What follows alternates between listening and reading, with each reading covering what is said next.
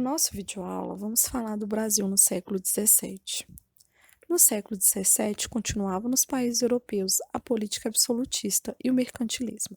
Portugal estava sob domínio da Espanha de 1580 a 1640, período que começou sua decadência econômica. Por ser a colônia mais importante, o Brasil sofreu com o enrijecimento político mercantilista, ao contrário da Europa, em que o capitalismo florescia pela expansão do comércio e instalação das manufaturas. O Brasil ainda permanecia na fase de pré-capitalista. O modelo econômico era agrário exportador dependente, baseado na produção de cana-de-açúcar, com emprego de mão de obra escrava, em que a mercadoria era enviada para Portugal e vendida para outros países. O período foi marcado também por ataques de inimigos da Espanha, como francês, inglês e holandês. Se, por um lado, a integridade do território corria risco, por outro lado, o processo de expansão territorial tinha seu início, graças aos bandeirantes. Dentre as ações dos bandeirantes estavam a busca de metais preciosos e captura de indígenas para o trabalho escravo. Às vezes chegavam a capturar tribos inteiras. Uma vez que as restrições ao comércio prejudicavam os colonos brasileiros, foram muitos os embates contra os jesuítas, por conta da proteção que davam aos indígenas, até que as colonas enriquecidas começaram a trocar os índios pelos escravos africanos. Assim, então, houve vários conflitos entre os senhores de engenhos e os escravos negros. Surgiu então o Quilombo dos Palmares, de 1630 a 1694, liderado na fase final por Zumbi, que chegou a abrigar de 20 a 30 mil escravos fugidos.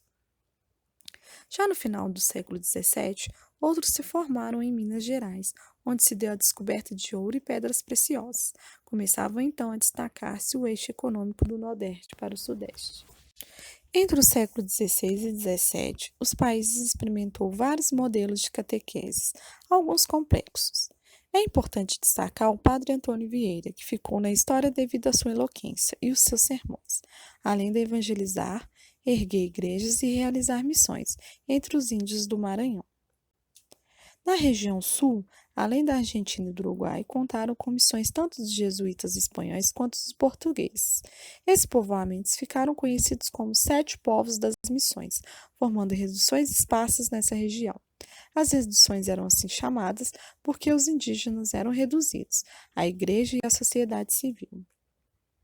Essas missões ensinaram aos índios a ler, escrever, prática de artes e ofícios mecânicos, além de convertê-los ao catolicismo. Devido ao Tratado de Tordesilhas, as missões foram destruídas aos poucos, com batalhas por território. Os brasileiros da Europa tiveram acesso a um estilo de vida bem diferente ao modo da vida rural e patriarcal da colônia. Assim nasceu o sentimento nativista dos estudantes brasileiros, com manifestações no século XVII e intensificando-se no século seguinte. O ensino jesuítico manteve a escola conservadora, alheia à revolução intelectual, representada pelo racionalismo cartesiano e pelo renascimento científico. A maioria dos estudantes dirigiam-se para a Universidade de Coimbra, também confinada aos jesuítas, a fim de estudar ciências teológicas ou jurídicas. Outros iam para a França, para a especialização em medicina. A invasão de Pernambuco pelos holandeses foi outro momento de quebra das tradições coloniais. O príncipe Maurício de Nassau cercou-se de intelectuais, arquitetos e artistas. Remodelou a cidade, construiu palácios, pontes, canais, lojas, oficinas e instaurou um clima de tolerância religiosa, desenvolvendo uma cultura diferente da jesuítica. No século XVII, na Europa, a pobreza e a dependência do campo imperava na maior parte da população, por se tratar de uma sociedade agrária e escravista. A procura pelo saber era pequena, negros e mulheres eram excluídos do ensino. Apenas os mulatos começaram a reivindicar espaço na educação. Devido à classificação social por grau acadêmico, muitos mestiços passaram a frequentar escolas. Em um primeiro momento foram impedidos por serem arruaceiros, mas devido aos incentivos financeiros, as escolas, por serem públicas, voltaram a aceitar tal parcela da população. A cultura popular era desprezada, por ser influenciada pelos indígenas e negros, permaneceu marginal e condenada, pois a cultura erudita e homogeneizada era o modelo a ser seguido. Os colonizadores de início concebiam os índios como seres inacabados, que mereciam aperfeiçoamentos pela educação. Na medida em que os temiam, os segregavam como ferozes e inferiores, que deviam ser subjugados. O mesmo ocorria com a cultura africana. Apesar da influência dessas culturas, que podemos sentir até hoje, o que se destaca é a exclusão explícita desses segmentos da educação formal.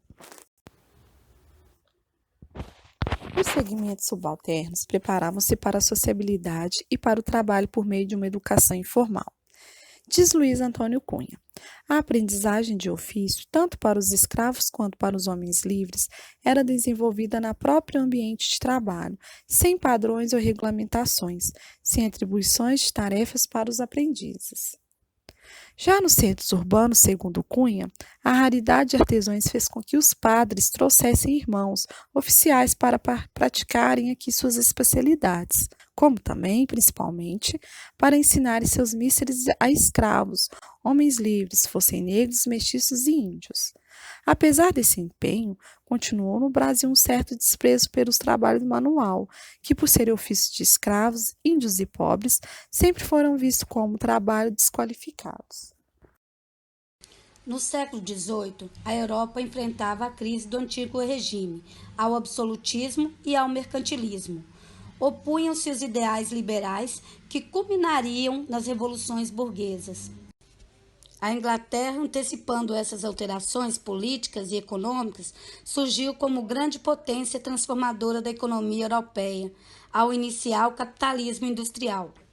O gestor dessa reorganização administrativa e econômica foi o primeiro-ministro Marquês de Pombal, que procurou modernizar o reino a fim de manter o absolutismo real. Nesse sentido, combatia toda forma de oposição. As plantações de cana-de-açúcar no Nordeste sofreram um rude golpe com concorrência estrangeira. Porém, com a descoberta das minas de ouro, o centro econômico deslocou-se para o sul de Minas Gerais e região sul. Enquanto predominava a cultura canavieira, a estrutura social se baseava na classe dominante dos senhores de engenho, cujo poder se fundava na propriedade da terra e na exploração agrícola por meio do trabalho escravo. O processo de urbanização provocou o aumento da população nas cidades, dando início a uma pequena burguesia dedicada ao comércio interno. Quando a extração do ouro se retraiu, sensivelmente aumentou a opressão do reino, que provocou a terrível derrama, forma de cobrança de impostos instituída por Pombal, pela qual, sob proteção de tropas, se exigia que a arrecadação de uma cidade atingisse o mínimo estabelecido. Quando foi decretada a expulsão dos jesuítas em 1759, só na colônia a companhia tinha 25 residências, 36 missões e 17 colégios e seminários. A expansão das ideias iluministas também se exerceu pelas lojas maçônicas e pelas academias literárias, inúmeras delas espalhadas na colônia. Brasil, de colônia a império e o tempo joanino. Vamos agora entender como se deu a mudança da família real para o Brasil e as transformações na educação, economia, política e a busca pela independência. Em 1808, a corte portuguesa se mudou para o Brasil, fugindo dos conflitos em Portugal. O rei Dom João VI veio com sua família para o Rio de Janeiro. Vieram com eles muitas pessoas e se dividiram também em Vila Rica, Salvador e Recife. Os moradores do Rio de Janeiro se assustaram com tanta gente, uma vez que a cidade não tinha estrutura para abrigá-los. Pela necessidade do momento, começaram as mudanças administrativas para criar estruturas em prol da qualidade de vida de seus moradores. Essas mudanças ainda fazem parte do nosso dia a dia. A primeira delas foi a construção de portos. O aumento dos moradores foi revogado o alvará que proibia a instalação de manufaturas, porque os artesãos não estavam dando conta das encomendas artesanais, uma vez que a população aumentou.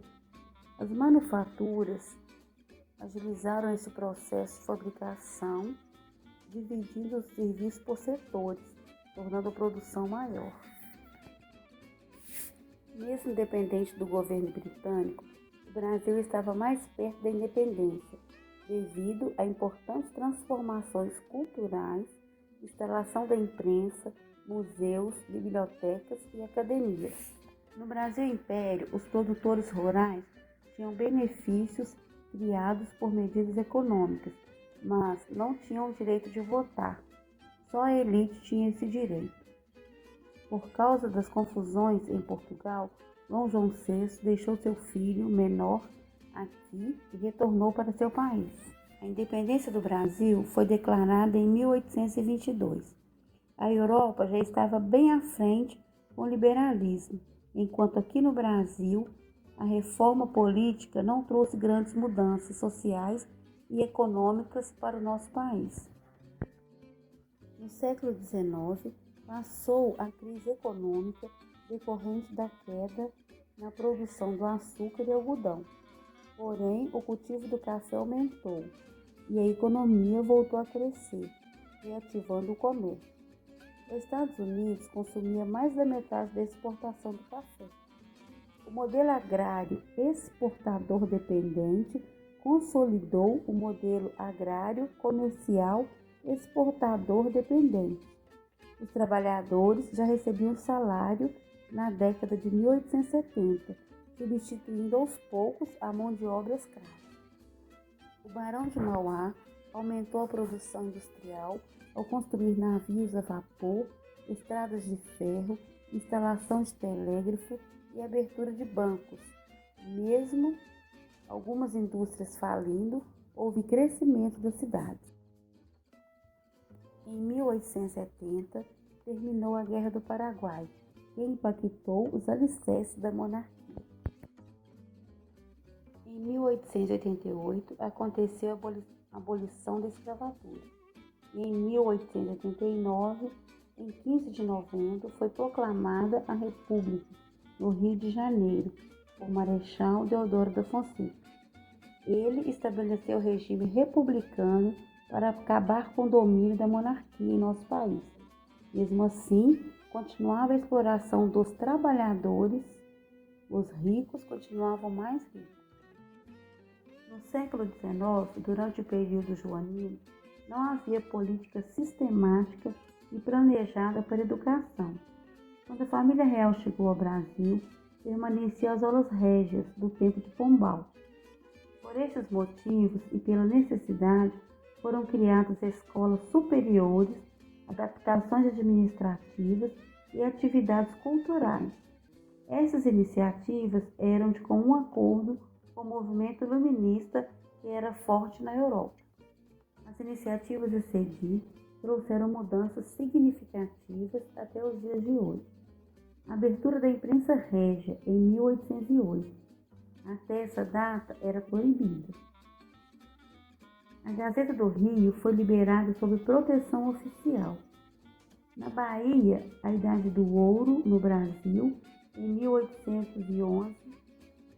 O Correio Brasiliense, em Londres, era o único jornal de oposição a Dom João VI. Criou-se também a Biblioteca Nacional, com acervo de 10 milhões de livros. Até 1814, só estudiosos tinham acesso a ela. A abertura do Jardim Botânico do Rio de Janeiro, em 1810, incentivou o estudo da botânica e zoologia, faziam levantamento de plantas, animais e expedições científicas. O Museu Real, em 1818, começou com material fornecido pelo rei. Depois recebeu a coleção mineralógica de José Bonifácio e várias coleções doadas por naturalistas estrangeiros em viagem pelo Brasil. Nos dias de hoje, recentemente o museu pegou fogo, perdendo boa parte dessas relíquias. Em 1816, houve um evento da Missão Cultural Francesa, que trouxe os artistas Debré, Berbert e outros que influenciaram a construção da Escola Nacional de Belas Artes, hoje conhecida como Escola de Belas Artes. também no Rio de Janeiro. Foram criadas escolas para formar oficiais da Marinha e Exército com o propósito de defender a colônia, escolas para engenheiros militares e médicos. Academia Real da Marinha, 1808. Academia Real Militar, 1810. Em 1832, apareceram as instituições de engenharia naval, militar e civil. A Escola Politécnica para formar engenheiro civil. Em 1808, na Bahia e Rio de Janeiro, surgiram escolas para médicos e engenheiros. Depois de formados, atuavam na Marinha e Exército. Os cursos de Economia, Química e Agricultura também eram na Bahia e Rio de Janeiro. A partir desse momento, foram criados 3 níveis de ensino: elementar, secundário e médio. O ensino elementar era gratuito a todos. Na sua maioria, a população era analfabeta. Essa lei foi aprovada, mas não prevaleceu por muito tempo. Em 1823, foi aprovada pela Assembleia Constituinte a liberdade de ensino sem restrição, o direito gratuito de ensino primário a todos os cidadãos. Já em 1827, a lei que prevaleceu por mais de um século foi a de criação de escolas das primeiras letras, em todas as cidades, vilas e lugarejos. Artigo 1º. No artigo 11, foi criada a primeira escola de meninas, mas não permaneceu, por falta de recursos financeiros. Outra forma de ensino era o ensino mútuo ou monitorial. Foi implantado pelo pedagogo inglês Lancaster, com o objetivo de instruir o maior número de alunos com pouco gasto. Fracassou quando não tinha mais espaços nas salas de aula. Os prédios eram improvisados e faltava material adequado. O terceiro nível de ensino é o ensino secundário. Ele não era de qualidade, devido ao baixo salário dos professores. Muitos trabalhavam em outras funções para aumentar o salário. Baixa formação, não tinha vínculo entre os currículos. Em 1834, uma emenda constitucional descentralizou o ensino. A coroa ficou responsável pelo ensino superior e as províncias, que hoje são os estados, ficaram com a escola elementar e secundária. A corte fundou em 1837 o Colégio Pedro II, destinado a educar a elite, e servia de padrão de ensino para os demais liceus do país. Só ele era autorizado a realizar exames para o grau de bacharel. A partir de 1860, começaram os debates para tornar as escolas mais liberais, já implantadas nos Estados Unidos. Na reforma de 1879, a lei defendia a liberdade de ensino sem fiscalização do governo, de frequência, de credo religioso, a criação de normas e a proibição da matrícula de escravos. A criação das escolas religiosas no Brasil, no século XIX, era oposta do resto do mundo, cuja laicização era cada vez mais frequente. Aqui predominava a religião católica. De 1860 a 1880, vários colégios particulares foram criados, inclusive de jesuítas, após 80 anos fechados. São eles: Colégio São Luís, na cidade de Itu, em 1867, Colégio do Caraça, em Minas Gerais, em 1820. Os padres franceses lazaristas assumiram a direção em 1856. Os protestantes também fundaram o Colégio Mackenzie, sendo sua grade americana, em 1870, em São Paulo. Colégio Americano, em Porto Alegre, em 1885. Colégio Internacional, em Campinas, em 1873, entre outros. Os colégios leigos eram mais progressistas e renovadores. Os colégios religiosos eram para a elite. O ensino superior iniciou-se no Brasil no período joanino, mas as faculdades só surgiram no século XX. Os cursos jurídicos eram os mais procurados pelos jovens no século XIX. Quem se formava era considerado como letrado e erudito e afastava-os do sistema escravista. A formação dos professores. Com o intuito de melhorar a formação dos mestres, fundou as escolas normais. A primeira foi em Niterói, no Rio de Janeiro. A proposta era de valorização do mestre. Os cursos tinham duração de 2 ou 3 anos. Outros cursos profissionalizantes também surgiram na mesma época. Eles não eram vistos como uma boa ideia para o governo. Tinham desinteresse pela educação popular. A educação da mulher. Em 1825, foi autorizado por Dom Pedro I o funcionamento do Seminário de Educandas de São Paulo, ou o Seminário da Glória, que era diferente dos asilos para meninas. Já em 1827, foi criada a lei determinando aulas regulares para meninas. Nessas aulas, elas eram preparadas para serem mães e esposas. As aulas eram ministradas por senhoras honestas e prudentes, que não tinham formação de mestre. Muitas vezes só aprendiam aritmética, as 4 operações. A criação da escola feminina em 1875 trouxe a oportunidade das mulheres estudarem na escola normal. Elas se formavam para professoras no magistério. Reflexões pedagógicas no final do Império. No século XIX, ainda não havia pedagogia brasileira, mas alguns intelectuais, influenciados pelos europeus, buscavam novas ideias para a educação, apresentando projetos de leis, promoviam debates abertos para a sociedade civil, chamados de conferências pedagógicas, levando as pessoas a refletirem sobre a educação. Este trabalho foi realizado pelas alunas Eva, Jéssica e Renata, do curso de Pedagogia da Universitas BH, orientadas pelo professor Ebenezer, da disciplina de História da Educação. A bibliografia foi do livro História da Educação e Pedagogia, Maria Lúcia de Arruda Aranha, 3ª edição.